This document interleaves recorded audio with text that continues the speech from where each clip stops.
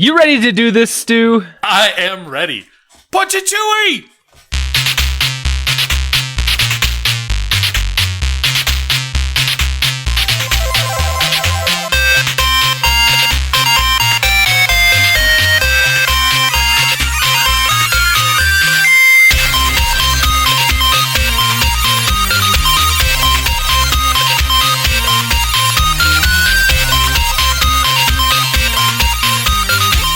Welcome, super friends, to the Fortress of Nerditude podcast, a safe place to talk about all things in nerd and pop culture.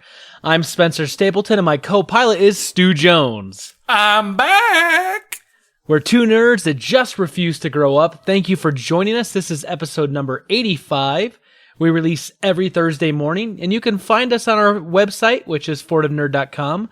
We have links to iTunes, Google Music, Spotify, YouTube, Stitcher, and everywhere podcasts are available. Stop by, relax a while. If you like what you're hearing, hit that subscribe button and get us automatically each and every week in your ear holes. It has been 2 weeks, and all I have to say is, reunited, and it feels so good. Stu, welcome back. Thank you, man. Good to be back.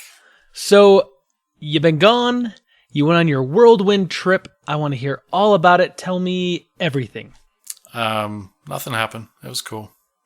It's fine. It was amazing. I just, you hear the phrase, just what the doctor ordered, and that doesn't even begin to describe all the awesomeness that it was. I went up to Oregon with my younger daughter to reunite her with her older sister. So the three of us together, plus my older daughter's boyfriend. Uh-oh. He's okay. We'll talk about that in another episode. Is this the other podcast we're running where we disapprove of our kids' actions? Get off my lawn! No, he's actually pretty cool. He gave us some time and space to hang out together without needing to be too involved in stuff, but we did include him in some things. But holy crap, man! The weather was beautiful. The weather here wasn't too bad when I left, but when I came back, I was wondering what the heck you guys in Utah had done because it was an oven. Yeah, you guys turn on the oven. We broke the AC machine, and it's gotten hot and a little sticky. So yeah. Yeah, no, we had the AC machine running full blast in Oregon and Washington. We went out on the ocean the first day for a couple hours. There was this, it's kind of like a day cruise kind of thing. You go out and you maybe spot a whale or two and you put out some crab traps and hey, it's a cool Oregon beach experience. Yeah. But, we actually saw probably, and I mean, no embellishment, at least 50 gray whales. Wow. They call it sharking, where they kind of feed and their tail comes up over the water. But there were also some that were kind of going along at about the same pace of the boat, maybe 200 feet out. There was a mom and a calf. And holy crap, man, it was just amazing. And they were everywhere. And my daughter even got to pilot the boat for a few minutes. Yeah, I saw the picture of that. Yeah, and they let all the kids do it. Most of the kids get up there and they like spin the wheel back and forth. Everyone gets seasick immediately because it's the actual wheel to the boat. But Morgana was just like, she was up there with pure seriousness. I am the captain now. She had control of that vessel, and she loved it. We talked about tell me she used that line. I am the captain now. No, but I did throw that as a caption in one of the pictures. So nice. But and then we pulled up the crab traps on the way back. But just, oh god, I love being out on the water. I could do that every day of my life and be happy. And it was just so amazing to see all the whales come up, and to have that be like my daughter's first ocean experience. And yeah. So we've been talking about that a lot since. Then the next day we did this wildlife safari in Roseburg, Oregon, where you actually drive through this zoo where they have these open environments with rhinoceroses, lions, gazelles, ostriches, bears, hippos. Now, when you say open experience, I'm picturing like Jurassic Park, where you're like in a Jeep going through this open area. Well, it's your car and a smaller area, but kind of close. So if your car broke down, you could die, is what you're saying. Yes. So okay. make sure you get your oil checked and everything before you do that. And you have a lawyer in the back seat just in case you need human bait. Right. I was going to say, who are you going to sue? He's going to be dead too. But no, good point. Also bring him along for zombie encounters. Hopefully he runs slow. Yes. But, and then there's like one leg of it near the elephants that they have where you can buy these cups of food, stick them out the car window, and feed some of the gazelles and emus and all that stuff that are around there, which is fantastic in principle until then they do not leave you alone and try to climb in your car. So I was a little nervous that I was going to run over something and have to pay thousands of dollars to replace it or something, but or bring a gazelle home with you. Maybe I did, maybe I didn't. We can't talk about that. Gotcha. Then let's see. 4th of July rolled around. We all unanimously decided to all sit around and do nothing because we were exhausted for most of the day. We were planning on going swimming in a river, but then we did go to a pretty cool fireworks display. Then the next day we went to Florence, Oregon on the beach and just kind of had fun. And Morgana was kind of trepidatious about getting into the water more than I. So the story there is I did pack the flip-flops and the life jacket and the swimsuit. I just happened to forget to put them in the car. So we all went into the ocean with just our regular stuff. Morgana was a little hesitant, and then this big wave just kind of knocked her down face first into the beach in the water. And she was like, okay, well, I'm wet now. Go for it. And she just kind of went nuts for the next little while and just ran up and down the beach. And we saw a bunch of jellyfish and seashells and all that stuff. And then probably one of the coolest parts of it is we went up to this coworker of mine's house. We've been on a couple projects together. He's Jewish. He came down for this barbecue that we had in our headquarters in Sandy, and met my daughter, and they just instantly clicked because he's got all this Jewish stuff on, and he's got some braids coming off of his belt and all that. And so my then 6-year-old daughter's fascinated. Morgana is definitely personable, so he liked her, and they were just talking the whole time they were there. So it wasn't the first time they ever met each other, but I wanted Morgana to get an idea of culture that's kind of close to home, to have her understand that there's more than just everything that she's used to. Sure. Yeah. Broaden her horizons. Yep. So we went up there for a Shabbos, which is basically Sabbath, and that's every week, and it's from sundown Friday night to sundown Saturday night. They use no electricity. They do no work. They walk everywhere. There's many more rules to that I couldn't even go into here. But they prepare all the food ahead of time before sundown, and then they have this blessing, and they drink a lot. Woo! I had more wine in that weekend than I have in a while. But wow. But Morgana was interested and intrigued the whole time in all this new stuff, and she was just the perfect guest. They loved her. There were some cats. There was a big koi pond, so there was a lot for Morgana to take in. We even went to synagogue Saturday morning. I have never been, but lots of praying and all, stuff you might see in movies. And so I was fascinated and I was paying attention. Morgana was just right in there. She was not even, I would figure she'd be like, I'm bored. I want to go. But no, she was just right in there with it. And we had such a great weekend, and she bonded with them. We went on a lot of walks, and I was outdoors. I have not been outdoors that much in the last 2 years. I think I was inside to sleep and eat, and that was it the whole week. Doesn't that feel awesome sometimes? Holy crap, man. And yeah, we didn't have all the heat that was down here, so that was nice too. Right. But yeah, so my God, man, it was great. I loved it, every minute of it. I was. You sound very refreshed. You sound like it. As you said, just what the doctor ordered. It was so good, man. To be around both of my daughters with there's stuff going on and whatnot, but it was just great.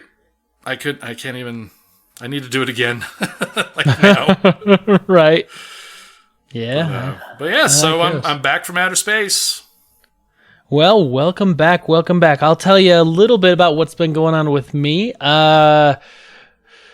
So 4th of July, obviously, we took the boys to a parade in the morning, and then my mom had been in town looking for houses with her husband, Roger, and then dropped them off at the airport, came back, and we decided not to go out to the big firework display at one of the parks on the 4th of July because we had to work the next morning, obviously.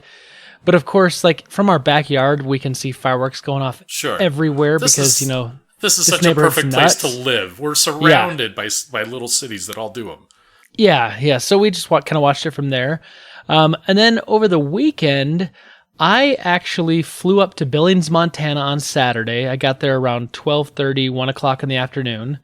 And then I picked up a car that my in-laws, my wife's family, gave us because they were going to try to sell it or maybe get rid of it. And it's a lot better shape than Brida's car. So I flew up there, picked it up, and then drove back 8.5 hours straight to come back so I could sleep in my own bed Saturday night. So I had a little trip to Montana. I got to go through the Gallatin National Forest. I got to cut through part of Yellowstone. Ooh. So it was just a really, really, really, really pretty drive. And I got back home and it was still just a little light out. So I did it all during the daytime, which was good. We made a decision as a family that will actually impact the podcast just very slightly on an upcoming week. Have I been voted off the podcast? Not yet. Okay. You're still safe. Okay. So the 24th of July here in Utah is a state holiday. We celebrate Pioneer Day. It's the day that the pioneers trekked all the way from the east to the west and settled this state. And it's a state holiday, but it falls on a Tuesday. So I started looking at the calendar and I said, well, if I take Friday off and the Monday, I can get 5 days off. And so my wife said, well, let me do the same and let's see if we can make this happen. So we took those days off and we're actually going to drive to San Francisco and we're going to spend 3 days in San Francisco with the boys. We're going to stay at my brother-in-law's place in Sacramento, which is about an hour and a half outside San Francisco. And we're going to stay there at their place and then we're going to go into the city and do a bunch of stuff. I'm going to try to see my aunt. And so I'm going to have to record from San Francisco that week. So, going to be on the road, man, on the road. Road trip episode. Yeah. So anyway, that'll be good. I'm really excited to do that. It was just kind of one of those last minute things where I was like, you know what? Let's burn 2 days of PTO and let's have 5 days off all together and let's go somewhere. And we were kind of thinking, well, maybe we'll go camping, maybe we'll go to Yellowstone. But like that weekend, since pretty much no one in Utah is going to be working, everyone's going to be off. Oh, all the national parks are like crazy busy. I have worked in Utah most of my adult life and have never had the 24th off. Unless it was a weekend. Right. Yeah, no, a lot of places take it off though. And so that weekend's just going to be nuts. We looked around and we finally decided on San Francisco. So we're excited. We're going to go see some things. I'm hoping to go to Alameda to see where they keep the nuclear vessels. It'll be good. It'll be good. Where do you keep your nuclear vessels? Yes. Computer. Oh, how quaint. Speaking of Star Trek, I have started watching Star Trek. Discovery. The original series. You suck. Why? Why won't you watch Discovery? I'll tell you. I started watching the original series because I've already finished Discovery, and I wanted to keep going. So, what did you think of Discovery? I really enjoyed it. Right? I found that everyone told me that the first half of the season was a little slow. And yeah. I agree, it is a little slow, but it's not like slow in the sense of like it's bad or that it drags. Right. But I think it's more of just kind of building. And I've enjoyed some TV shows that are slow burns. Like I really enjoyed The Wire. Yeah. That was on HBO. But The Wire is a very, very slow burn. But by the time you get to the end of the season, it's like fantastic and everything pulls together. And I'm okay with that. Right. And it is building something. It's not like it's just stagnant. It is right. Building. Every episode is layers and layers. What about the second half? So the second half, man, it's like someone decided to say, you know what? Let's go for broke. Yes. And they just kind of go in some directions that I didn't expect. Oh yeah. B, I was really happy that they amped up a little bit more of the interpersonal relationship issues because it caused more drama, I think. And so it causes more tension, and there's some better storytelling there. I was extremely excited to see how they were going to end it, and I kept thinking, okay, they're wrapping this up, and they're kind of wrapping it up in a way where a show like this, you have to look at it like this, and this is how I think. If you're a TV executive and you're putting this show on, and you don't know what the status of your show is going to be, you hope it's a big hit, you kind of have to wrap up this season, and you can't leave it completely unresolved, because if you do and your show gets canceled, the fans are going to eviscerate you because they're going to say you didn't finish your story, it was horrible. You end up with the Firefly effect. Yes. But they need to drop something in place so that there is something that says, like, hey, if we do get renewed, we've got a narrative that we can follow, a breadcrumb, a little trail, something. It's basically like the whole season is a pilot. Right. I mean, and they did that, and they did it very enticing. It was not what I was expecting at all. Not at all.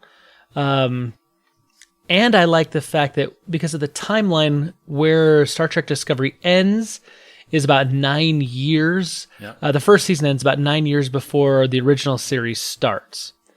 And so I like that we're in a very familiar time frame that fans would, a lot of things would be fairly similar, but it's still just far enough removed that they've got the freedom to do what they want, and they can make some changes, and they can have some things that could be familiar without being, treading on, sacred ground of the original series. Or creating an alternate timeline. Right. Right. But, oh my God, I'm so glad that you like that. And not just liked it, you gave a review. Yes. No, yeah, I did. I really, really liked it. We'll have to talk after, because I do want to talk to you about a few things in it, but I don't want to spoil that. Maybe we can do I mean, I have already spoiled one thing, in that the second half deals with the mirror universe. Right. That handling of that just... I've great. always loved the mirror universe, but it's always been the novelty episode of a series, and they deal with it once, and you kind of know it's coming at some point, and how are they gonna be, yada yada. But this was like, oh man, this was deep, and it was everything I was hoping for the mirror universe to be, and so good, really, really good. But I do want to talk with you about it later, because there's a few things I want to ask you about, and there's a question or two I think some places they could go with the story, but obviously would be extremely spoilery right now. So officially speaking, it seems to me like Star Trek Discovery gets the Fortress of Nerditude 15 thumbs up. Yes, I would say so. Definitely 15 thumbs up, or 2 Andorian antennae up, whatever, however you want to go. Well, I've eaten all my Andorian leftovers, so. Oh, there you go. One last thing. This was a big thing about 18 months ago. Do you remember how Nintendo came out with the NES Classic Edition? Mm-hmm. It's a very miniaturized version. Yeah. They just released those again. They're going to be making them through the end of the year. I managed to get my hands on one, and I missed it the first time. And so I was really, really excited. But they sold out of the controllers because I wanted to buy a second controller. And so I think I mentioned it, or I mentioned I wanted to get another one.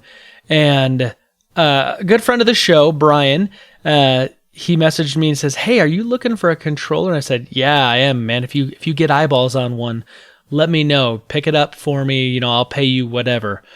And he texts me back and he says, "Okay, I'm going to go stop at a GameStop close by my work, and I'm going to have my wife, Callie, go buy one at her work." Ooh. And maybe a few hours later, somewhere middle of the day, I get a picture from Callie on Twitter, and she's like, "Look what I found." I'm like, "Oh, you guys are the best." And so they shipped that to me, and I got it just like the other day, and it's up there now, and it's all connected up. And so I was extremely, extremely grateful to Brian and Callie going the extra mile and helping me out. And I just wanted to say a big, big, big thank you once again. Wow. Well, good show. Yeah, I would have a hard time getting one of those if I didn't have an extra controller already ready to go. Yeah. So, wow. Gotta have that other controller, man. Someone's got to play Luigi. Just saying. I am the Luigi. I always go for Luigi. In Super Mario Brothers 2, I always played Luigi, but in Mario Brothers, Super Mario Brothers, the first one, I was always Mario. My little brother was Luigi. Speaking of my little brother, oh my gosh, yesterday was his birthday. Happy birthday, Josh. I want to say happy birthday once again. Sorry. You said that 3 times, actually. Yeah, well, happy birthday, Josh. You didn't even say happy birthday on my birthday. Yeah, I did. It was just really quiet to myself. Oh, well, I appreciate the thought. Of course, I mean, I had nothing to do with the podcast at that time, but still. What are you going to do? What are you going to do? Well, Stu, what do you say? Is it time we should move on into the old Rebel Intelligence? What is that? It's been a while. It's that thing we do where we talk. Do we? Oh, we kill the Bothans. Well, not us technically, but many Bothans do die. We keep bringing the Rebel Intelligence, thus we keep killing the Bothans. Dang it. You got me there with logic. Kill them! I always have to let you know, many Bothans died to bring us this information. Rest in peace, you Bothans.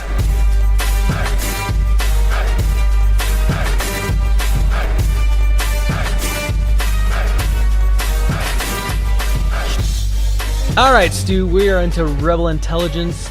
You know what? You're back for the first time in 2 weeks. Why don't you kick us off?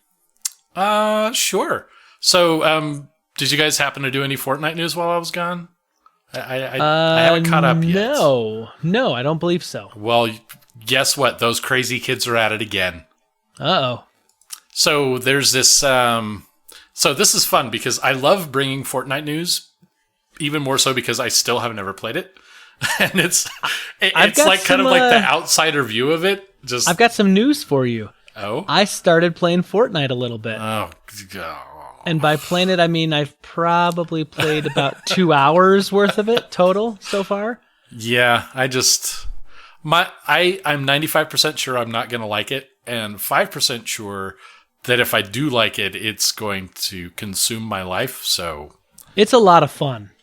I'm not very good at it because there is a steep learning curve, I think, to it. Oh, sure. Sure. But I tried playing a little H1Z1 over the weekend as well to kind of compare it, which is kind of like PUBG. Yeah. And I don't know. The jury's out on that. But I do enjoy Fortnite. It is a lot of fun. So tell me your Fortnite news. Yeah, I actually tried H1Z1. Didn't even ring a bell for me at all. Fortnite could be fun looking at it. Anyway, so we did the whole comet coming down, wondering what the heck was going on, and they had the mystery and suspense around it all. Then we found out what it was about, and we got the Infinity Gauntlet. Right. These days, there's this Der Burger sign that was in the game. Okay. I don't know if you know anything about that, but basically it was a landmark in the game. And suddenly it disappeared. Really? And there was something in the sky, and the Epic Games or whoever it is that creates it said that something had happened to the sign and might have been a portal, blah, blah, blah. But it just kind of disappeared from the game. Enter some random dude that has nothing to do with Fortnite out in the middle of the desert taking pictures just for, I think it was for some class project. Doesn't even know what Fortnite is, but runs into this giant replica of the Der Burger from the sign out in the middle of the desert. Weird. And apparently there's also a 70s style police car and a sign that reads, "The site is unstable, beware of possible effects." Really? So there's no indication that it's from the creators of Fortnite, but knowing that they are prone to add some real world mystery and mystique to it to effectively generate buzz about the game and things that are going on. Widely speculated on Reddit and such that this was planted intentionally by the people that make the game. I think it's pretty freaking incredible. The rumors right now basically kind of lean towards the fact that, Season 5 is coming up soon. Right, another 2 days, I think. Right, and that this is leading into that and potentially a new desert map. But that is just like, I love the way they approach this tie into real world stuff, just to get people talking and to come up with crazy ideas. And as we saw, they keep it fresh, you know? Oh yeah. Yeah. And like we saw with the Infinity Gauntlet though, they like help lead it away from what was really going on, just with their silence and vagueness about it. Like, I don't think anyone suspected that was what the comet was going to be related to. So maybe it's going to be a desert map, but if something really kooky and crazy comes from this, I would not be surprised. Well, I will have to log in and let you know in a few days because, like I said, I've been playing it a little bit and having a little bit of fun with it. And I played with my nephew, and I want to see what the next season's going to be about. What they do, new maps, new. Are you playing it things. on Switch or? I'm playing it on my PS4 right now, but I can play it on my Switch as well. The only problem is Epic Games, you can't unlock your account if it's on PS4 and play it on the old Switch because of crossplay shenanigans on Sony's part, which I think we've kind of talked about some, and it's been heavily in the news lately. But so I can play in both places, and I'm not purchasing anything, and so I don't really care. I've got it. I just want to have I've fun. got a PS4 as well, so if I did, whatever, I won't. But if I did, I could do it there. You know, maybe I'll get you to come over and play a little, and we can play some duos or something. I'll be obsessed with the Potbelly cooker. Yeah, as you should be, Okay, so I'm going to start off my Rebel Intelligence here, but unfortunately I'm going to go to a dark place, and it's kind of sad. Just like a few days ago, Friday night, matter of fact, I saw this news like right as Brita and I were going to see Ant-Man and the Wasp, which is really good, by the way. We'll have to talk about that later as well.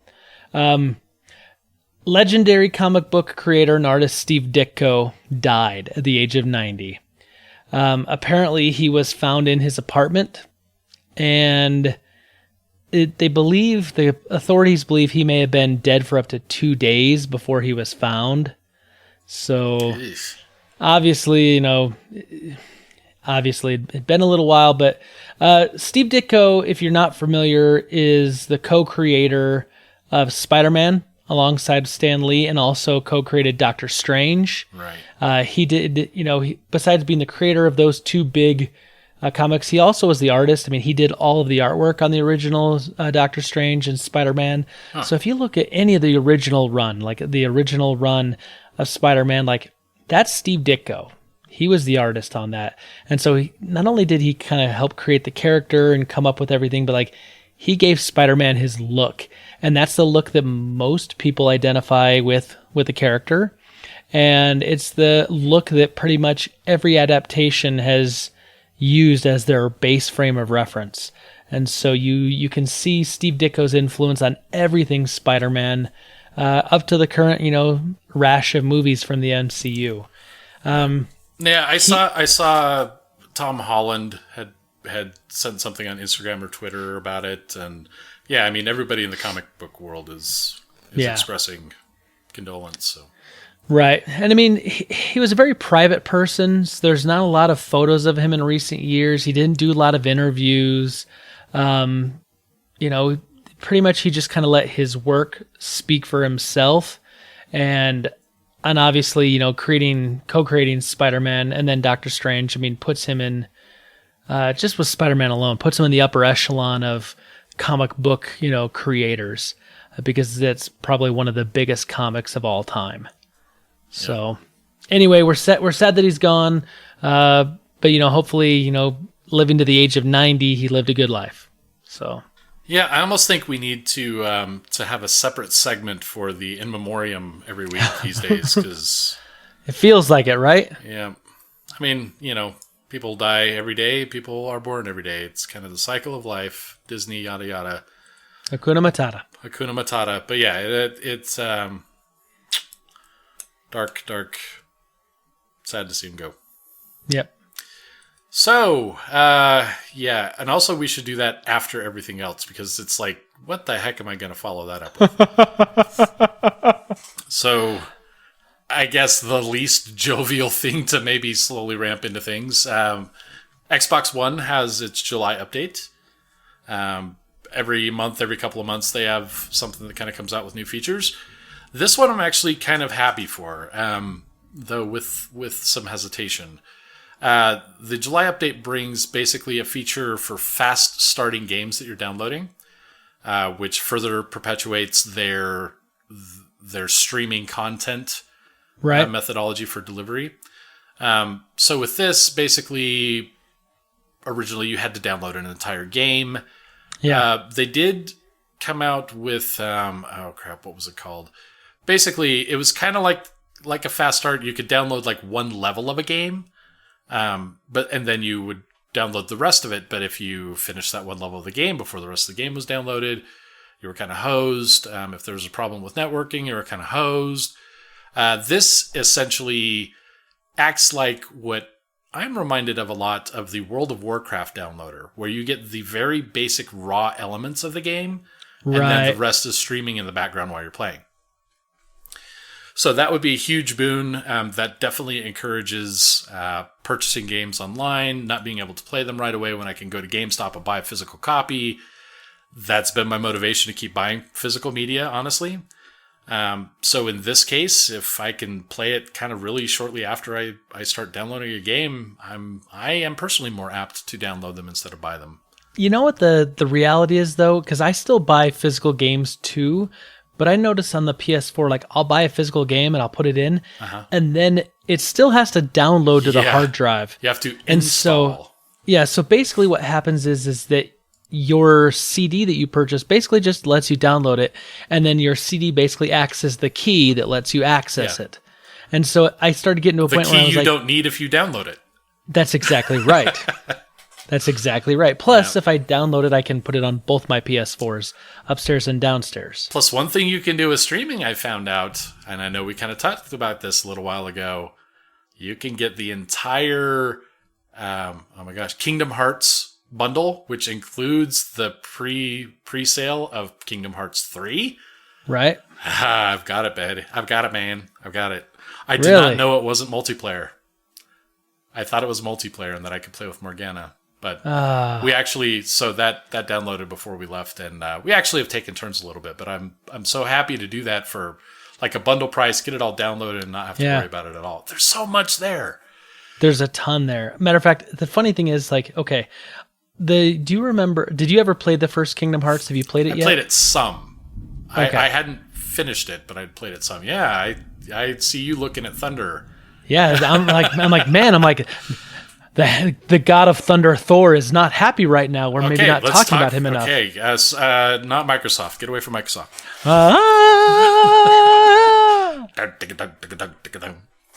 Yeah.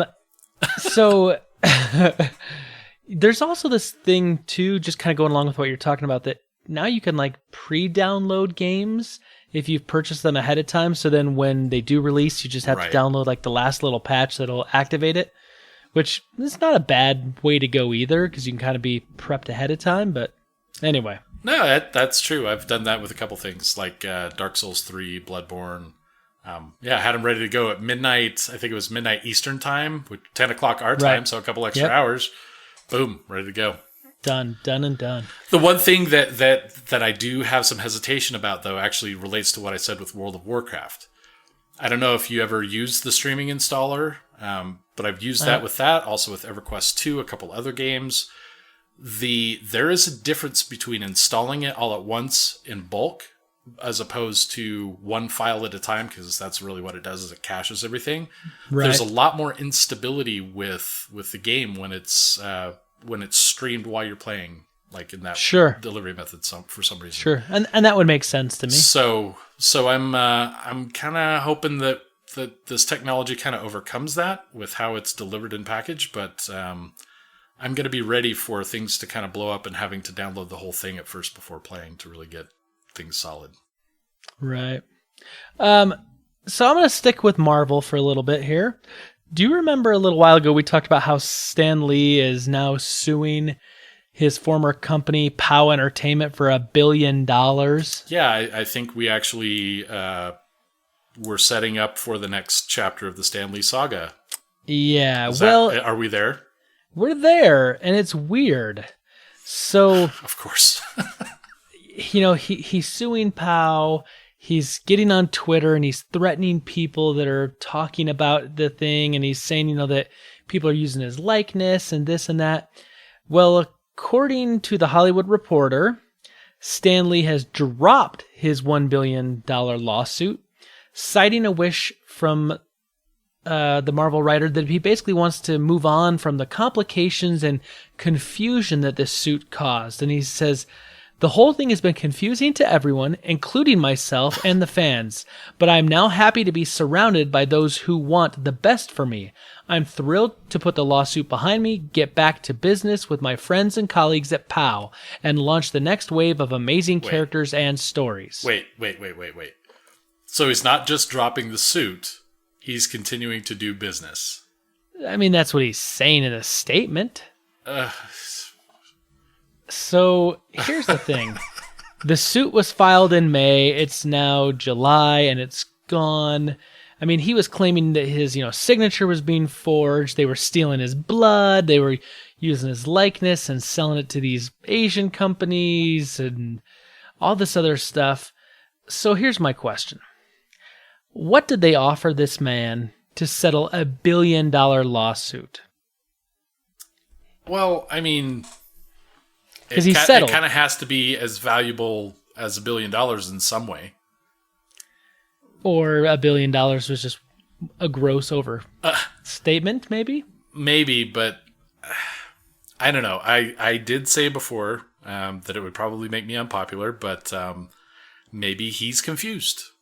Maybe this isn't as cut and dry as what the lawsuit would indicate. Maybe there's more details there. Maybe this just wasn't really justified to begin with.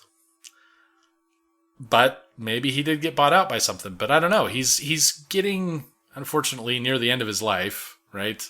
Right. So win or lose, this is going to be a huge amount of stress. If he won, like you had said, he may not even see the end of the lawsuit, right? So yeah. I don't know, man. That's just crazy, though, that he would continue to do business with them, even if it's kind of in a coerced fashion, like, there was a deal made. Right. I don't know, man. Hopefully, this is all weird. Hopefully, whatever it is, he's okay. Yeah. And maybe the deal's like that they're basically going to take care of him for the rest of his life, and then, his relatives are going to get a certain percentage of something. I don't know what it is, but it's weird. It's odd. It's just, I can't help but shake the feeling that somehow he's being taken advantage of. I don't know that for a fact, but that's just how it feels to me. It gives me those creepy, icky vibes, and I hope he's okay. Yeah, I don't know. I don't think we've seen the end of it yet. Probably not. No, probably not. So. Kay, well, you are depressing today. So. Sorry. I mean, I know it's kind of intentional that I steer away from the depressing stuff, so I set you up for failure. Do you want me to regard. talk about Star Trek Discovery more? Will that help? Yes, please. So I said it had the feeling of Khan in a way, right? The spirit of Khan. Did you feel that at all? Yes, I did. Yes. Okay. Now I'm happy. I can mean, move on. that's also partially because I know Nicholas Meyer was an executive producer, and they didn't say executive producer. They also said he was a consultant too. So they talked to him a lot and got ideas. Anyway, it's got Wrath of Khan stamped all over that thing. Yeah, I feel so validated. You don't even know. So now that I'm all excited again, let's talk about Deadpool 2. Deadpool Tool? Now you're doing it. I can't not do it. I don't know. Anyway, so one thing that amazes me is how fast movies are flipping from theater to streaming and Blu-ray, and it's like crazy. It used to be like 4 to 6 months lead in. Now it's like, okay, well, when the movie releases, you can go ahead and pre-order the Blu-ray and expect to stream it a couple days before that. And anyway, they gotta capitalize on all that goodwill while they can to get all the money they can. There's so many movies nowadays that it's just impossible to keep interest for a movie for long enough to delay it 6 months anymore. But hey, as a consumer, I benefit from that, and sure. I will gladly enjoy the fact that Deadpool 2 has a what was it called? Oh my gosh, I lost my notes. So it's more than an extended cut. Like a director's cut. Yeah, it's the super duper cut. Oh, nice. So you've got 15 minutes of never before seen footage, deleted scenes, alternate jokes, extended takes. Knowing how much fun Ryan Reynolds has with this, I'm sure there's some very intentionally seeded bloopers. I did watch the extended, or rather the deleted scenes from the first Deadpool, and oddly enough, I really like them. Typically, I'm kind of like, okay, well, I see why they cut it. That was unnecessary, but I like the deleted stuff from Deadpool. So excited to see what's coming up from Deadpool 2. Deadpool 2. Anyway, gag reel, deleted scenes, Until Your Face Hurts alternate takes. Nice. Deadpool's lips are sealed, secrets and Easter eggs, which I think we alluded to one of those. What was it? No, that was actually, we were talking about Infinity War for Easter eggs. Yep. We didn't mention. Oh, never mind. I can't talk about that. There was an Easter egg that we talked about offline for Deadpool 2. Yes. Yep. A bunch of action and stunt stuff. I mean, it's really kind of your standard fare for. Wow, my main monitor keeps blinking out like right in time with the thunder, so I'm a little concerned here. Anyway, it's Ride the lightning, Stu. Ride the lightning. You'll never see it because my video will cut out. But anyway, so it's got like all the stuff you'd expect from bonus features, except usually you get a few bonus features. This like has every freaking thing you could imagine. I will be getting it, and I will be watching it. Unlike most other movies, I will not be watching it with Morgana, however. So Yeah, probably a good call there. Probably a good call. Speaking of movies, are you going to depress us again? No, and I'm not talking Marvel, but it is a movie franchise inside the Disney banner. Is it Rapunzel? Oh, no. Is it another Incredibles movie? Nope. You can guess for a while if you'd like. I didn't know what it is, so. Or I can just tell you. So, obviously, casting for Star Wars Episode 9 has now begun, and the first actor/actress that we're aware of now that's been cast is Kerry Russell. And apparently the role calls for... I'm assuming you mean new cast member. Because we're still seeing... Okay, good. Yes, new cast member. Because obviously the cast members from like Poe and Finn and Rey are going to roll over, Kylo Ren, all that. Basically the role calls for heavy action fight scenes. It's unknown if she's going to be a Resistance or First Order as far as her allegiance.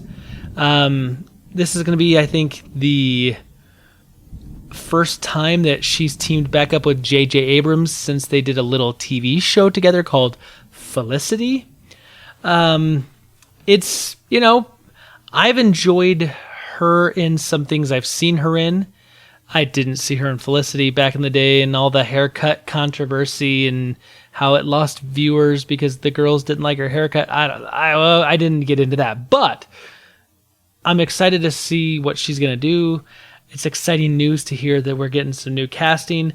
And a little spoiler, I just heard our man, Billy D. Williams, will be reprising his role as Lando in Episode 9. Oh, good. You saw that rumor confirming the rumor. Yes. It has been confirmed. Yeah, it has been confirmed, but by an unnamed source. So right, exactly. Rumors are rumors. So, awesome Star Wars news. We get a fantastic actress cast in a role, and we get the original Lando coming back. Yeah. Somebody's going to lose their shirt. Because, poker, I'm saying just... He is a space pirate. Yar. So, completely unrelated to Star Wars, but still not depressing. Well, I don't know, maybe.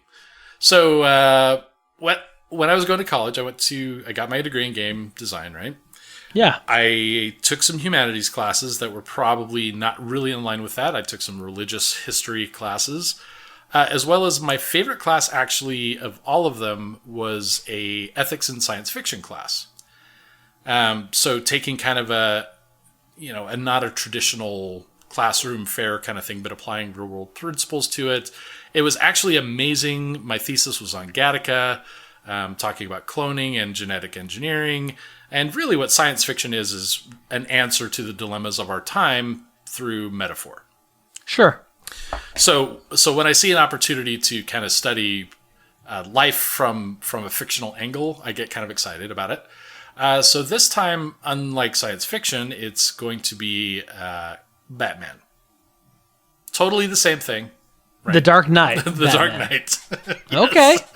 Okay. So no, this professor, well, I guess he's not really a professor, maybe a professor adjunct, award-winning poet Stephen Leva. He's going to be teaching a course called The Evolution of Batman.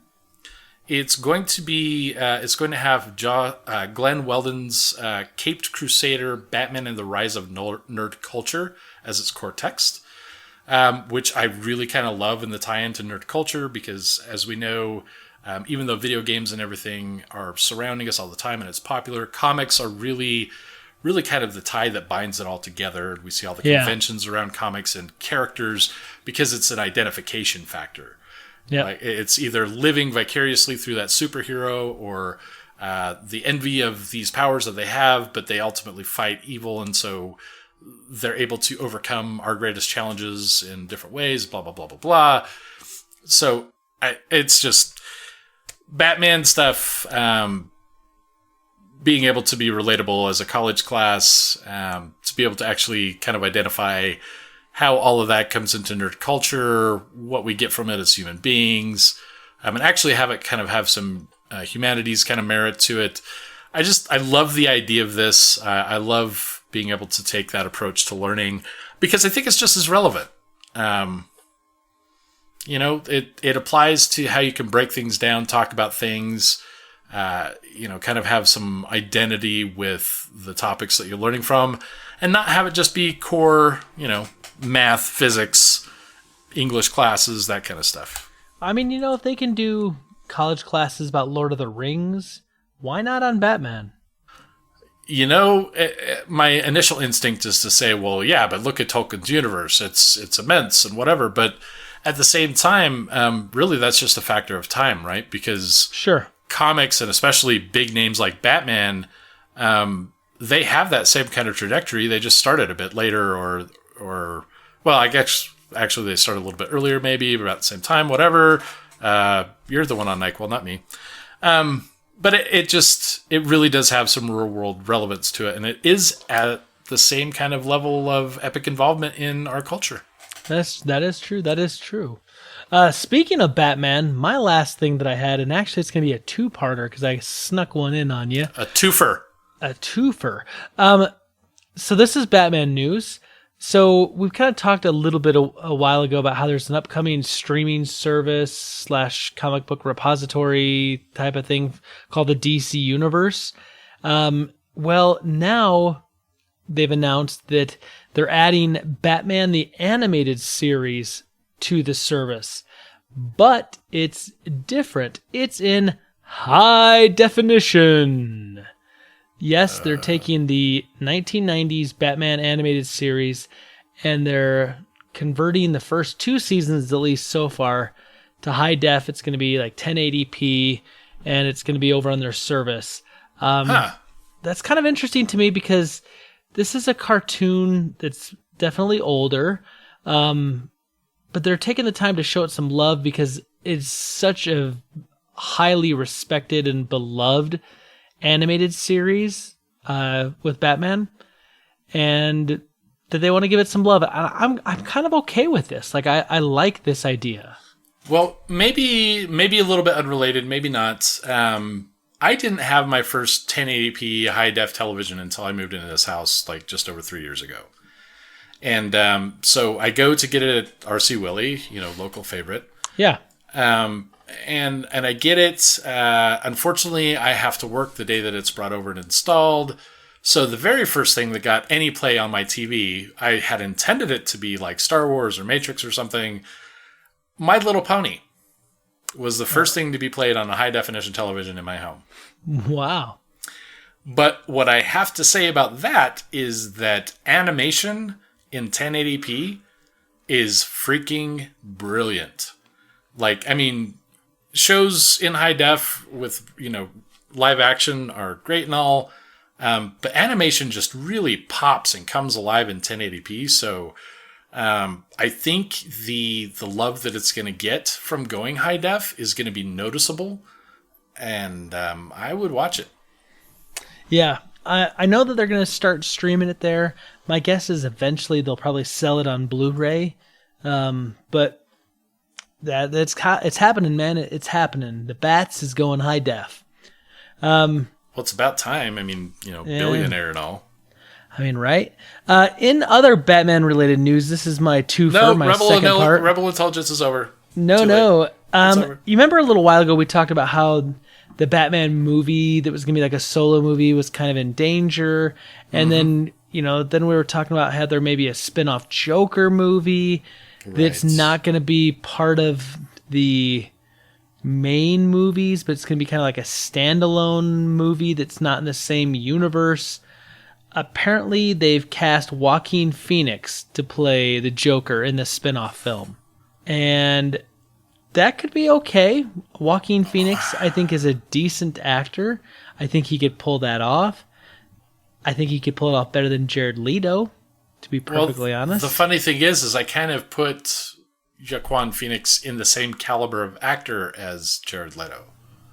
I mean, he's that obscure actor who sometimes kind of tries to put his own character into something a bit too much. I love Jared Leto. As Joker, depends on the day of the week on whether I liked it or not. But I kind of see it kind of taking the same... Well, I mean, to be fair, part of the problem with Jared Leto's was really the characterization of the Joker in the first place. And that wasn't really Jared Leto's doing at all anyway. So it'll be interesting. I like Mr. Phoenix. Not in everything. Right. It'll be interesting to see what happens come Comic-Con, because I think we're going to hear a lot more of this. Sure. And Comic-Con's right around the corner, so I mean that's we're getting all the teasers for that. Yeah. So I mean that we're gonna have an episode talking about all the Comic-Con stuff here shortly, but we'll have to see. But it has been announced. Comics, nerds. Right. Exactly. That's all I had for Rebel Intelligence. So we can move on. Last week, Breed and I did the movie club. We watched The Incredibles 2, and so we talked about that movie. And we had a question that we put out to the super friends of the show. We said, if you were running a toddler daycare and it happened to be for super-powered toddlers, what would you name your daycare? And we got some responses, and so we're going to start like we always do on the emails. And we're going to start with Peter Christensen. He says, Dear nerds, my recommendation for a San Francisco trip with kids is the Bay Area Discovery Museum. It's full of activities for kids, indoor and out. It's near the water and has great views of the city. And it's near Sausalito for the Star Trek nerds. Also, the ferry building has lots of great food options. Well, that's important. I know, it's good to know. He says, I expect Google entering the games market to be a big nothing. Google has limited follow-through on many projects it has started, and only given long-term effort to projects with strategic importance, search, ads, YouTube, Android, and a lot of technical infrastructure. Microsoft took a decade to turn the Xbox into a profitable business. Virtual reality looks like the next chance for a breakout gaming platform without a brutal business fight. But I haven't heard much about Google's work in that field. Facebook and Oculus seem like the leaders. Google is rich and powerful, but starts way more projects than they can pay attention to. So he's basically saying Google is the J.J. Abrams of the tech world. Yeah, funny. But the thing is that Google is in a position to afford to run all those parallel projects as test beds, and maybe they only pick apart and take out one or two pieces of technology from them, but then they implement them in some amazing ways going forward. I have some inside knowledge on a couple things about Google. Gaming is strategic. Gaming drives the necessity for computer innovation. Business applications often take benefit from gaming innovations and vice versa. I don't know. I think Google is extremely smart with what they do. Yeah. Well, we'll have to see. Here's what I found. Oops, my phone's making noises. Wow, Google just spoke to me. That was amazing. Speaking of, all-knowing Google. Peter did send me his address, and I did tell him that, I'm going to send him a housewarming housewarming project. Here's something. Do this for me. A housewarming gift because he bought a house over the last weekend. He says I can feel free to send him smoked meat if I'd like. I don't know how that'll hold up, but don't worry, Peter. I'll get you something. He did say regarding the long delay for Incredibles 2, he says that he heard that Brad Bird was waiting until he had a story worthy of the characters, and then it takes Pixar 5 years to make a movie. In the meantime, he also made Ratatouille, Mission Impossible, Ghost Protocol, and Tomorrowland, which were worth pushing back the Incredibles 2 for. My number one question about a possible Incredibles 3 is what to do about the Underminer who's still at large. And I agree, that is a plot thread they could follow. It almost seems to me like that's intentional to give them. I wouldn't be surprised to know that they already have that. Maybe not screenplay.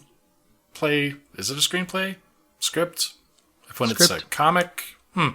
Anyway. I wouldn't be surprised if they already have the synopsis of that already plotted out, so they didn't wait another 14 years. Could be. He says, if I ran a daycare for super toddlers, I would call it Out of Business. He says, Incredibles 2 is one of the most accurate portrayals of having a difficult baby, even before adding in teleportation and laser eyes. No, thank you. He says, cheers, Peter. I agree, Peter. There was really, like I said last week, something that really resonated with me in some of those moments with Mr. Incredible. It's like, oh, I can feel that. Jumping over to Twitter, Paul Calico at pcalico84 says, dang, this one's hard. Been thinking all day, and I'm going with Legacy Oaks Enhanced Learning Center. Okay. Nerdish67 says Lil Fortress of Nerditude, LIL. He says, but I think Shield may be better. Okay, if you can't just drop Shield like that without having an appropriate explanation for the what the hell? For the reason? What the letters stand for. Yeah. Bear the Hairless at Chad Fackler 1 says, top-notch toddlers, daycare for your incredible infants and magnificent minors, where taking care of your super-powered papoose is our super-duper pleasure.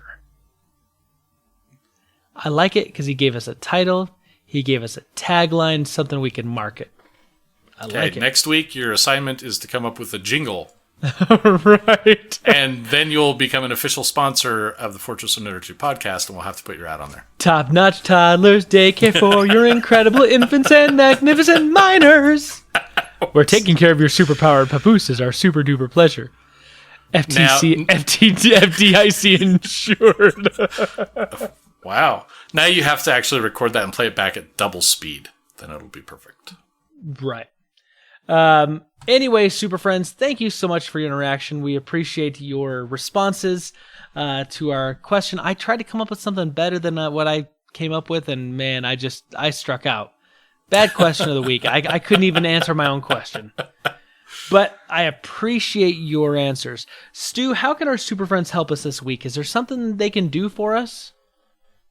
They can. And I'm totally going to... I forgot to mention something earlier, and I'm totally going to segue this in. So, they can... I can't even... Oh, this is... So I mentioned to you before the show started that I went on a date. Yes, you did. So, random thing that happened, just sitting there having dinner, and some random older woman that I think was in her 60s or something walked by. They were leaving the restaurant, put her hand on my shoulder and said... You know, I'm sorry, I didn't mean to eavesdrop on anything at all, but you're just a really awesome date. I've been married for 40 years and just figured I'd let you know. Have a good night. And then she walks off. Wow. I was like, what the heck? Because, I mean, there was like, I can't even think of anything exceptional. I mean, I think I'm a charming individual, but there wasn't like this whole I didn't bring a diamond ring to the date, or it was just the most random, weird thing. So what our listeners can do is never do that to anybody ever. That's pretty awesome, though. I'm just saying. It was embarrassing. I was blushing. She was blushing. It was a funny story. But if you're not willing to do that, if you're not willing to leave people alone on their private dates, instead you could go to iTunes, give us a 5-star rating, because we're an awesome podcast, even if we're not an awesome date. I think actually maybe the podcast is an awesome date. But if you give us a 5-star rating on iTunes, it helps everyone else to see what an awesome date that we might be and gets us on some lists. Maybe not the right lists, but some lists. Oh, that's You're welcome. funny. Awesome. Well, let's segue off that, because yes, let's. I don't know how to keep it non-creepy. The funny thing is it was like right when you were saying that, I got a text from her saying reminding me to mention that on the podcast. So anyway. Nice. Let me ask you a question. This is something I've seen in the news. This is somewhat controversial, so we're going to, of course, talk about it and probably, just be super silly about it. Because that's, typically what we do about super serious things. The World Health Organization has come out recently and classified a new disorder, a gaming disorder, a gaming addiction. And it seems to be like this has become like the buzz topic right now in a lot of the circles I'm familiar with, and people I talk to. Have you seen or heard much of this? I have, actually. Well, I mean, so a little bit of my background. I did, after I graduated with my game degree, totally related field, I figured I would go into mental health counseling for my master's degree. Sure. Because it leads in perfectly. But seriously, personal experience through life, I've always been interested in mental health. So, yeah, I'm kind of even more inherently familiar with the process to get things classified as diseases and disorders. This has been like a big thing floating around for a long time, but always shot down because, what qualifies as a disorder. Right. Yeah, so yes, I am familiar with this issue. So this has been classified now as a true disorder, a gaming addiction, right? Mm-hmm. And it's interesting because the World Health Organization says it's a massive problem, but there's a lot of, behavioral scientists and psychologists that disagree, and that also will go so far as to say that the World Health Organization really rushed this. I know where I stand on this issue. But I want to kind of go back a little bit and just kind of talk about some other things that have happened. Because typically when people think of addiction, and in the past when the World Health Organization or the Diagnostic Statistical Manual for Mental Disorders... Right, the American Psychiatric Association is responsible for that one, which is... In the U.S., basically the responsible party for that label, because it's important for insurance purposes, how things are categorized. Right. Yeah. But typically classifying something as an addiction has revolved around physical things that can physically addict an individual. So, we're talking, alcohol addiction or drug addiction, something that's going to cause the individual to go out of their way to follow up on their behavior, right? Right. And in the 1980s, there was this big kind of push to label gambling not as an addiction, because they didn't label it that, but they said a gambling compulsion, and they said it was an impulse control issue, that basically gamblers, were kind of doing and exhibiting the same behavior as people who are drug addicts, right? Living dangerously, making reckless decisions, putting their gambling in front of everything else. And it wasn't until 2013, though, 30 years later, that basically it was classified as a disorder, a gambling disorder. Right. now we've got a gaming disorder. And let me ask you this. Do you think that, first of all, this is a real thing? Gaming disorder. Well, I think the reason why it's so controversial is because that's so difficult to answer in the first place. My personal experiences, both with myself, people that I've known, people that I've gamed with, I do feel that it is a legitimate disorder.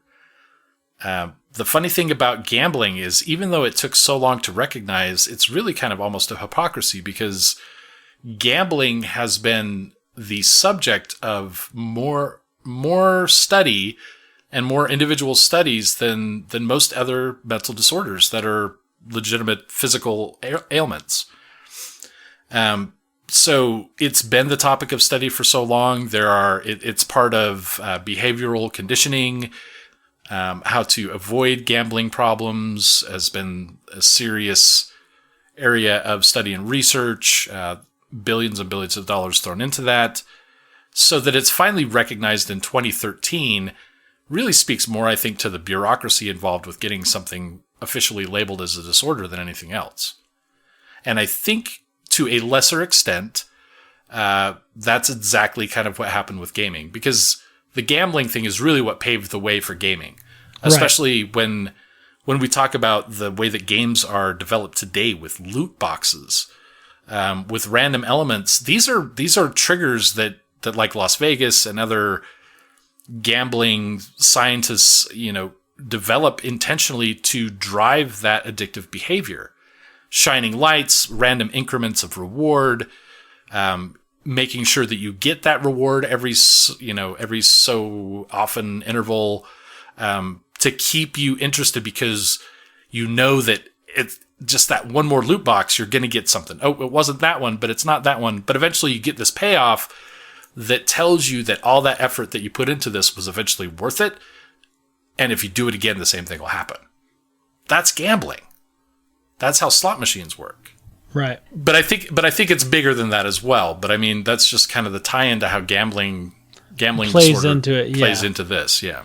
So what's interesting to me, and I agree that there probably is a small subset of gamers that you could classify as having some sort of gaming disorder. But it's not going to be the norm. Unfortunately, when something like this happens, and Stu, you and I are both gamers. We both play games of many different varieties. So I think in our community of gamers, we tend to be a little overly cautious of how things are discussed and how they're presented, because gaming and gamers can get a bad rap amongst parent groups and be blamed for all the ills of society. Sure. Years ago, everyone said, we release, a game like GoldenEye and we're training all of our children to be assassins and kill people. I mean, I don't really think that that's a real thing. And I don't think anyone's, gone back and said, you know what, the reason I was a mass murderer was because I played GoldenEye, right, on the Nintendo 64. Because how could you say anything awful about that amazing game in the first place? Right. Although go back and play it now, it doesn't stand up. Fair enough. But that was something that parent groups would say, that they would use that as justification. Well, now we live in a time where we have these games that are big time sinks. Like you said, you got to play so long to accumulate loot boxes, or, you got to do this to try to, get your daily challenges, and you complete enough daily challenges, you get points, and then those points become tokens, and then those tokens you can trade in for shiny skins for a character, whatever, right? And then they want to keep players playing longer and whatnot. But that's not necessarily pointing to a problem, but this is just the way a lot of AAA titles are being developed now, because they want their player base to stay with the game longer, because they're trying to build a community around something. You look at a game like World of Warcraft, right? It's an MMORPG, a massive multiplayer online role-playing game. And they want you to be invested in sticking around for endgame and doing all the quests and doing all the daily challenges and professions and whatnot. because the longer you're playing, the more likely you are to do things, right? Spend real world money for gold, for game time, or, create new characters, whatever. They want you hooked. And a lot of AAA games are designed that way now. So my concern is that we're going to start seeing parents that are going to start panicking and saying, oh, my kid's played 10 hours of Fortnite on a single Saturday. That's way too much. I need to send him to rehab because now he's he's got this, not gambling, but he's got this gaming disorder. And it's gonna leave the door wide open for panicky parents that maybe hit that panic button real quick to classify their children as something that maybe they're not at all, and mislabel them, and maybe actually cause issues, mental health issues with their children by accusing them of having some sort of disorder when maybe they're just talking to their friends online and having fun playing Fortnite. That right there is where it's difficult for me.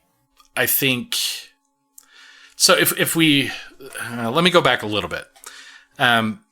If we look at the general crux of that argument is basically that many people think that if it were a true disorder, then it would be affecting a much greater part of the population. Everyone would be in danger of it.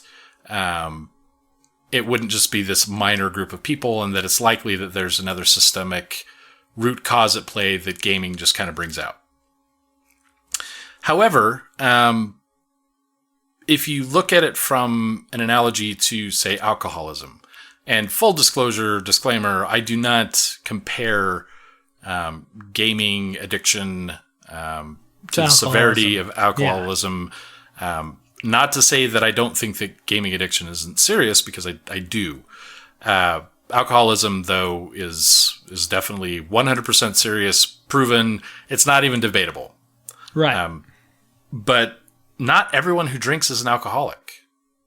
But that doesn't mean that someone can't have this, buried deep down trigger that they never drink their whole lives, but then when they're in the 30s and they're out with their buddies and they've lost their religion or whatever the case may be, and they have their first drink, that they're not going to immediately trigger into being an alcoholic, because it happens. Sure. So with gaming, I mean, sure, many people can game healthy, and the game development studios, they know what keeps people gaming and interested and spending their time and their money in the game, and it's really just a factor of marketing. But there are those people that have done things. Playing EverQuest. EverQuest was under fire big time, in World of Warcraft as well, for parents neglecting their children, like children dying because they weren't being taken care of, or a house catching on fire and someone still playing and dying from burning to death while their house is burning down around them. Real things that have happened. And these are not simple inabilities to make a good choice. These are things where your brain should be telling you, in a fight or flight kind of situation, your kid has not been fed in 2 days and is dying. Your house is burning down. You are burning. You are dying. There are people that have lost the ability to perform rational thought and make rational decisions outside of just making irresponsible choices. So it may be a small population. It may be negligible compared to the many people that game, but that doesn't make it less real for the people that might be affected by this. No, I definitely see that. Here's my thought, is that I think that the people that you could classify this as actually have other mental health issues that are going on, and that gaming is an escape for them to get away from their issues, whether that's personal life, whether that's, career, whether that's, family. And I think that we're going to see less people talking about the root cause of some of these issues in the individual, and they're just going to blame it on the games. And there's plenty of examples I could give you, but I'm actually going to give you one from my own life. This was years ago. I was playing Halo 2 a lot. And by a lot, I actually did the math. It averaged out to playing over 6 hours a day, every day, for 2 years straight. And I looked back at that time in my life and I was like, man, why was I playing this so much? Because that's a lot of time for me. And it turned out that this was, after my father had died and I was depressed. My first marriage was going down the tubes. I was very unhappy with the situation I was in. And I was using that as an escape to kind of get away from my problems, to try to not have to think about what was going on in my life, my real life at the time. And I was ignoring everyone and everything and just playing, because that actually gave me some happiness. It gave me a chance to kind of step outside of where I was in my life at that time, which was pretty miserable. And, obviously looking back now, I can see that, and I can see that I was hurting and that I probably needed more help than I was getting, or that I was allowing people to give. Is probably an accurate way of putting that as well. But after I kind of took care of things, yes, I still play video games, and yes, I still play video games at times, frequent or often or a lot, however you want to look at it, but not like that, because I took care of some of the issues that I was struggling with, and I pulled myself out of the depression I was in. And then, I didn't need an escape from my real life, and I don't need that anymore. And I think that we're going to see a lot of people who really maybe fit more of that mold, that they're struggling with things, and it's just an escape. And unfortunately, that's a problem in of itself, because you're not dealing with the mental health issues that need to be dealt with, and some people are going to go to the extreme. I'm going to play devil's advocate. By all means.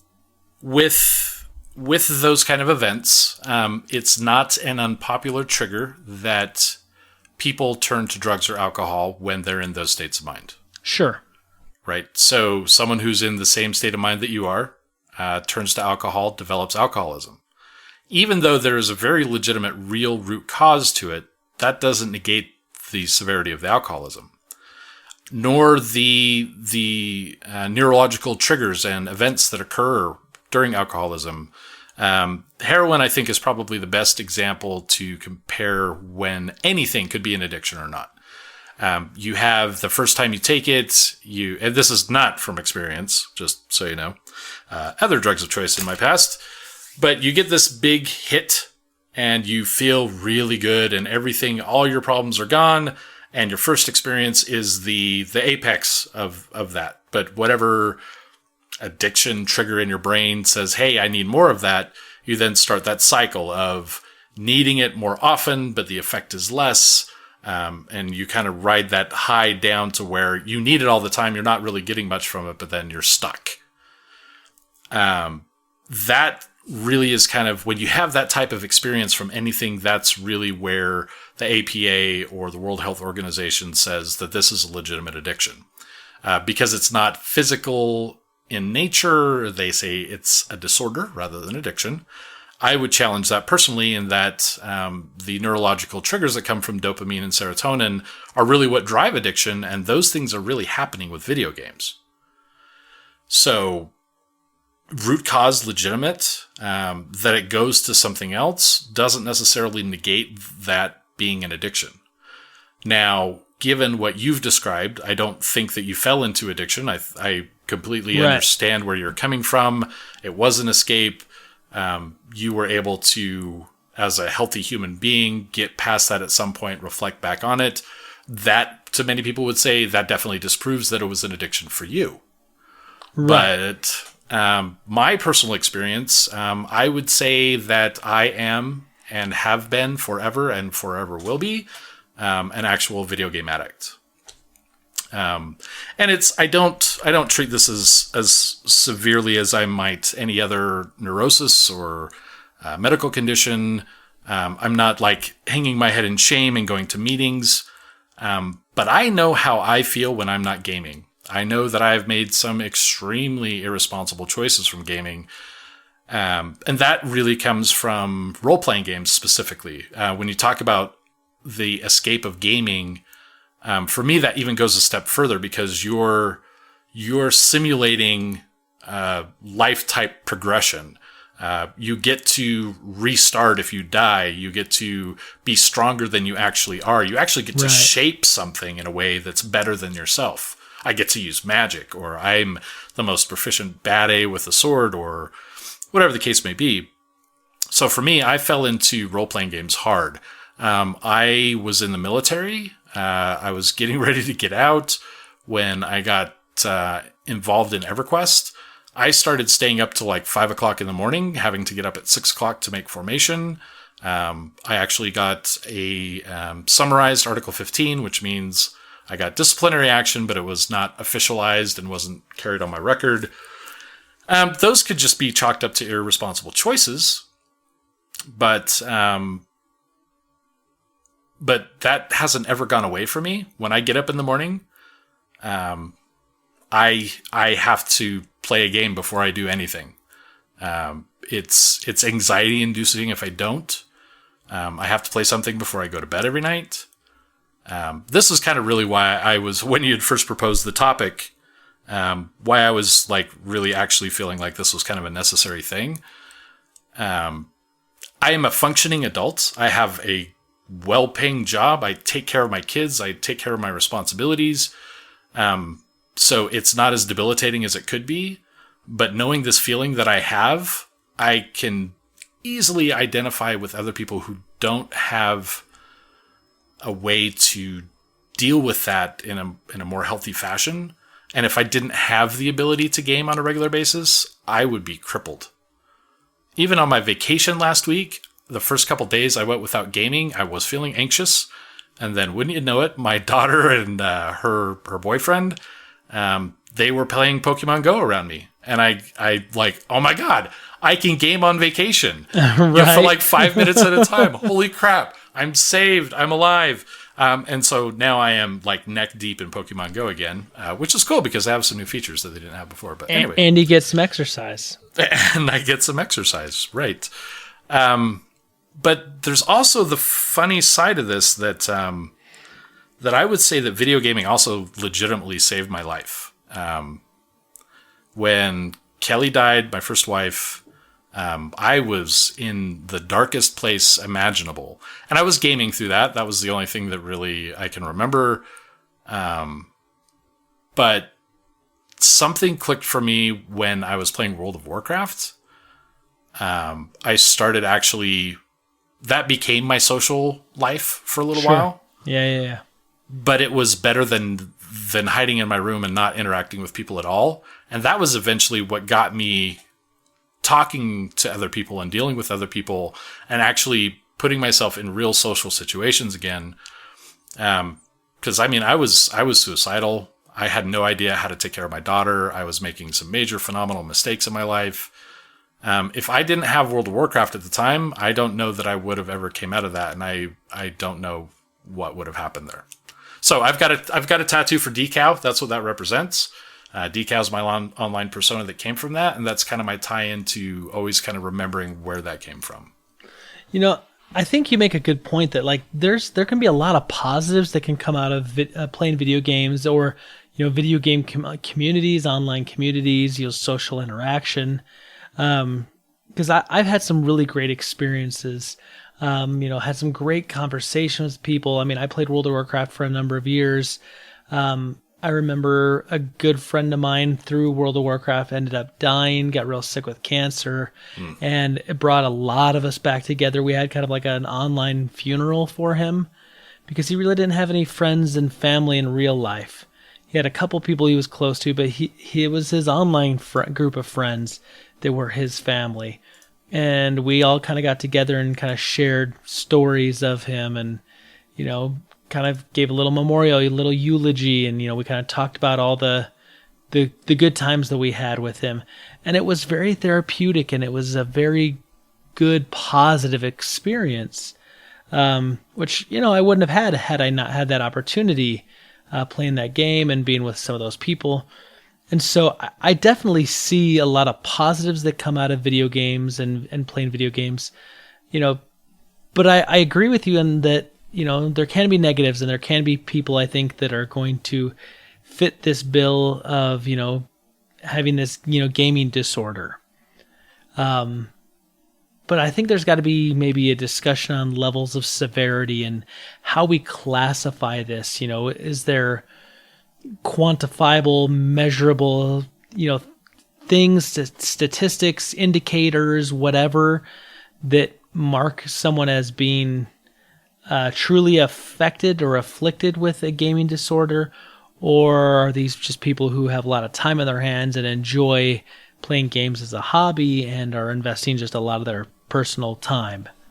I think we should finally somehow get to a point where we treat patients as individuals rather than trying to fit them in a category first. And I think that goes far beyond gaming. I think even, like, say, let's take alcoholism again. I think you have two alcoholics. That does not imply that the same treatment will be as effective on both of them. Sure. So I think personally, I mean, I know for a fact, you couldn't convince me otherwise. I know I'm a gaming addict, but I think the real reality of that is it doesn't really matter whether a book classifies me as one. It's how do you treat me? How do I get better from that? How do I need to? Is this therapeutic enough for me that even though it's an addiction, it allows me to function as a capable human being? I don't know. I don't know. Yeah. I don't know how to classify that and make that apply to everyone that it fits. So it's frustrating for me, but I think it's real enough to at least warrant discussion, like we're talking about now. You mentioned parents overreacting. To be honest, I think if a parent's going to overreact to the behavior of their child, it doesn't really matter whether it's video games or not. Unfortunately, it affects the sales of video games, development of video games, but it's music, it's video games, it's TV, it's movies, it's something. Sure. It doesn't even matter. I think you're right. I mean, I think parents are going to overreact depending on whatever their child's getting into. If it's sucking away from their ability to make choices and decisions on their own, taking responsibility. And gaming's just another checkbox on that list of things that could, distract them from what's perceived as, the things they need to accomplish. Yeah. So, a question I want to ask to the Super Friends, because we're having this conversation, and more conversations I think like this are going to be happening for the next while, especially while this topic is kind of out there and being discussed. The question is, Super Friends, do you believe that video game addiction is a true disorder? And I want to know why. Well, what are your reasons? Because, like I said, I think I agree that it should be classified as a disorder, because there will be people that are gamers that will fit this, that have lost the ability to make rational decisions, like you talked about, Stu. People that have the house burned down around them, or neglect their children. That so much that children have died. That's a real problem. Is it as widespread as maybe some of the news media outlets have made it? I don't think so. Is it going to be something that's going to be discussed and legitimized or non-legitimized in people's eyes? Yeah, I think those discussions are going to happen. I think it is a true disorder, because, like you said, alcoholism affects everyone differently. And just because you play a video game doesn't mean you have a gaming disorder. Just because you have a drink doesn't mean you're an alcoholic. But for some people, it does mean that. Yep. Yeah, and I mean, I will not discount that while I absolutely believe that gaming addiction is as real as anything else, that it won't be used as that crutch, and that, say, just as a guess, 90% of the time that it's really not that, and it's just someone wanting it to be that, a parent of a child, that kind of thing. Right.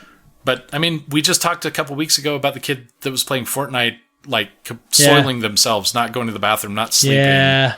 That's addictive behavior. And a young brain is much more susceptible to addictive behavior. Very true. So very, very true. So, Super Friends, let us know. What do you think? Video game addiction is a true disorder? Yes, no, and then tell us your reasons why. We're curious to see where people come down on this, because it's new, it's being talked about, and it's something that's not set in stone, and yet at least. And this is your show, Super Friends. So true. Participate. True. We want you to be involved. You can get us at all the normal places. That's going to be our Gmail, which is fortofnerd@gmail. We're on Twitter @fortofnerd. We're on Facebook, which is facebook.com/fortofnerd. Or you can call and leave us a voicemail. And the number is 801-477-7687. And let us know what you think, and we'll read your answers next week on the podcast. Stu, it's been great being back together again, being reunited. Yeah. I'm glad that we were able to do this. What do you say? Let's do it again next week. Oh, about that. Yeah, I'm in. No, I miss this. I miss this a lot. 2 weeks without this was rough, but you know, it's what I needed to get away from things, and I just had such a great time with my family. I wouldn't trade it again, but I loved this too. So glad to be here. Well, I'm glad you had time to be with your family. You know, because that is definitely needed to recharge those batteries. But I'm glad that you were back as well. So thank you much, sir. I will see you next week. From all of us here at the Fortress of Nerditude to all of you out there, wherever you may be, may the Force be with you. Always.